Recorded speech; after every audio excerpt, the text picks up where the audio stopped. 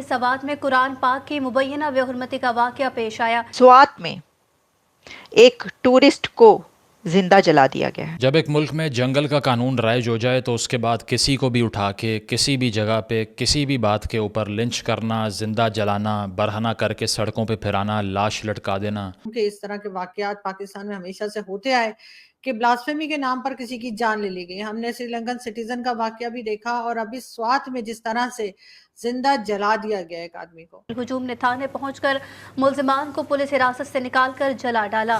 مشتعل افراد نے پولیس اسٹیشن کو بھی آگ لگا دی۔ 6 مہینے گزرے ہیں، 5 گستاخی کے نام پر قتل ہو چکے ہیں، 5۔ اس کے اوپر قرآن کی بے حرمتی کا الزام لگا کر سوات میں ایک ٹورسٹ کو زندہ جلا دیا گیا اور پولیس کے قبضے سے چھڑا کر اس کو اس طریقے سے جلایا گیا ہے، مار دیا گیا ہے۔ سینکڑوں کی تعداد میں لوگ تالیاں مار رہے ہیں اور نعرے مار رہے ہیں، اسلام زندہ باد۔ کیا کہیں گے آپ کہ یہ کیا چیز بڑھتی چلی جا رہی ہے، اور اس قسم کا مائنڈ سیٹ ہم ہر جگہ دیکھ رہے ہیں۔ تمام پاکستانیوں کو مبارکباد کہ اب جو موب لنچنگ ہم 3 مہینے بعد کرتے تھے، اب مہینے میں 2 کر رہے ہیں، 3 کر رہے ہیں، 4 کر رہے ہیں، تو پروگرس ماشاءاللہ بہت اچھی ہے۔ کو اتنا سمجھ نہیں آتا کہ تم لوگوں نے کیا تیر مار لیا، تم کیا یہی چیز ہے تمہارے پاس، اسلام ہی تمہارے پاس ہے، اور باقی ہر معاشرے میں ہر شعبے میں تم نیچے جا رہے ہو تو اس میں اوپر جا رہے ہو، تو اس کا مطلب یہ بھی اوپر نہیں جا رہے، نیچے ہی جا رہے ہو۔ یہ سوچ جو ہے کہ کسی نے کچھ بلاسفیمی کر دی، اس کو ہم نے جان سے مار دینا ہے یا مروا دینا ہے کسی طریقے سے، کسی سے کہہ کے یا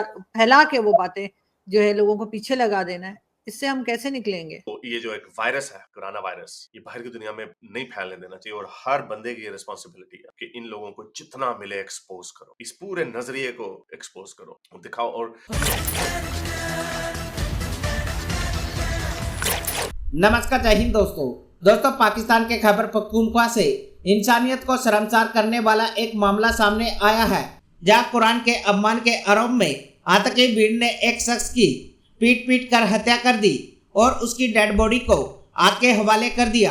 اس سے پہلے قریب 20 لوگوں نے ایک شخص کو قرآن کے اپمان کے آروپ میں پکڑ لیا تھا، جس کے بعد پولیس نے دخل دے کر اس شخص کو لوگوں سے چھڑا کر اپنے حراست میں لے لیا تھا۔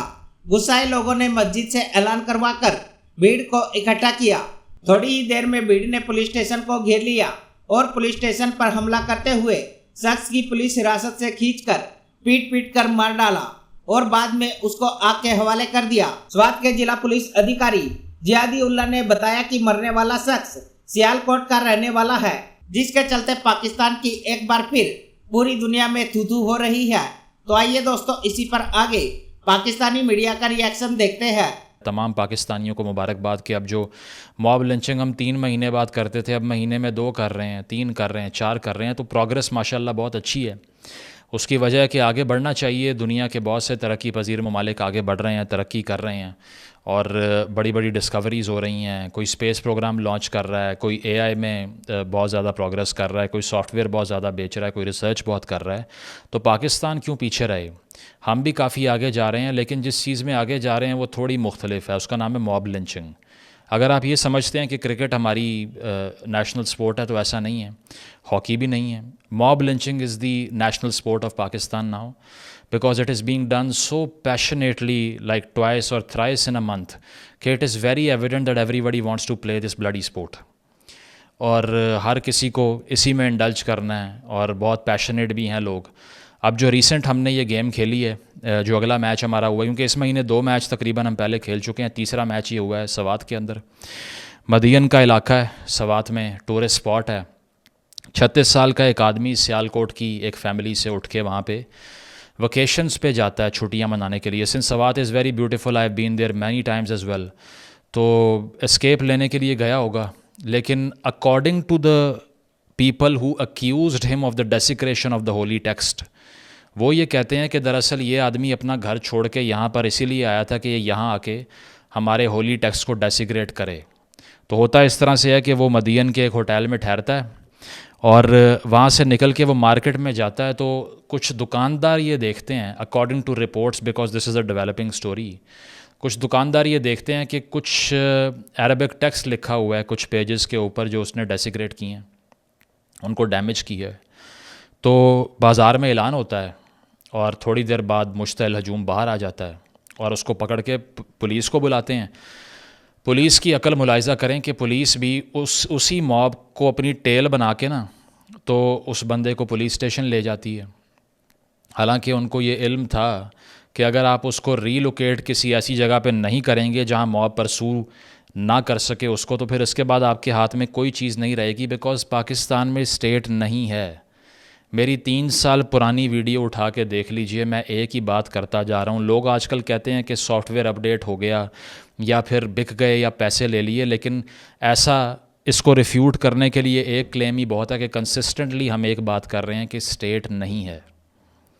सर्टन इंटरेस्ट ग्रुप्स हैं जो कि आपस में पावर की लड़ाई लड़ते हैं और उसके लिए हम और आप मरने को तैयार हो जाते हैं। तो स्टेट यहाँ भी नहीं थी, तो उस आदमी को उठा के पुलिस स्टेशन लाया जाता है।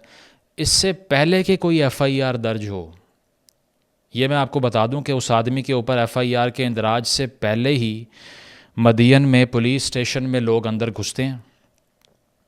पहले पुलिस मोबाइल को आग लगाते हैं, फिर पुलिस वालों को चपेड़ें पड़ती हैं, वहाँ से निकल के वो भाग जाते हैं। So it is actually a metaphor of state running for its life against these zealous and completely brain washed messes. को इतना समझ नहीं आता कि तुम लोगों ने क्या तीर मार लिया, तुम क्या यही चीज है तुम्हारे पास, इस्लाम ही तुम्हारे पास है, और बाकी हर मुआशरे में हर शोबे में तुम नीचे जा रहे हो, तो इसमें ऊपर जा रहे हो, तो इसका मतलब ये भी ऊपर नहीं जा रहे, नीचे ही जा रहे हो। तो इस आग में सब जलेंगे और ये जलते रहेंगे और ये खुद लड़ मरेंगे। मुझे तो इसमें कोई इंटरेस्ट नहीं कि पाकिस्तान में क्या होता है। I don't give to एफ्स about it. मुझे जो अब इंटरेस्ट है वो तो ये है कि ये जो भेड़िए, जो जंगली जानवर हैं, ये बाहर के मुल्कों में जो आ रहे हैं, इनको डका लगाया जाए किसी तरह। वेस्ट में हम देख रहे हैं एक नेशनलिस्ट मूवमेंट उठ रही है पूरे वेस्ट में, वो इन्हीं लोगों की वजह से उठ रही है।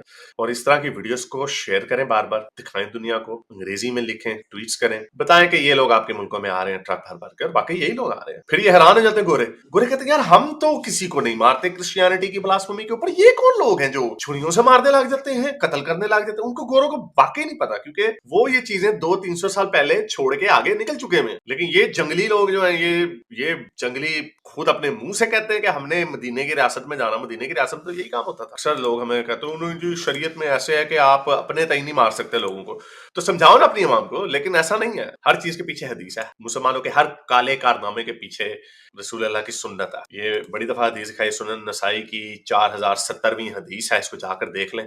बड़ी दफा ये हदीस मैंने आपको दिखाई हुई है कि एक आदमी था, एक अंधा आदमी, अंधा मोमिन, there was a blind man रसूल अल्लाह के जमाने में, और उसने अपनी ना गुलाम लौंडी को, एक तो उसको लौंडी रखा हुआ था, और उसको उसके पेट में छुरा मार के उसको कत्ल कर दिया। वो डर गया, उसने कहा कि रसूल अल्लाह मुझे मेरा भी कत्ल के बारे में सरतन से जुदा करेंगे। तो उसने रसूल अल्लाह को कहा, रसूल अल्लाह ये आपको ना गालियां देती थी, इसलिए मैंने इसको छुरियां मार के मार दिया। तो रसूल अल्लाह ने ये नहीं कहा ओए नहीं, कानून सबके लिए बराबर है। रसूल अल्लाह ने कहा कि चलो फिर ठीक है, मेरी मोहब्बत में तुमने कत्ल किया है तो ठीक है। यहाँ से ये ट्रेडिशन बनता है कि मनसब्बा नबियन फक्तलूहु, वो दूसरी हदीस है और वो ज़ईफ हदीस है। कई लोग बहुत उलमा ये कहते हैं, लेकिन ये हदीस ज़ईफ नहीं है, ये हदीस सही है, आपने देख लिया नीचे लिखा हुआ।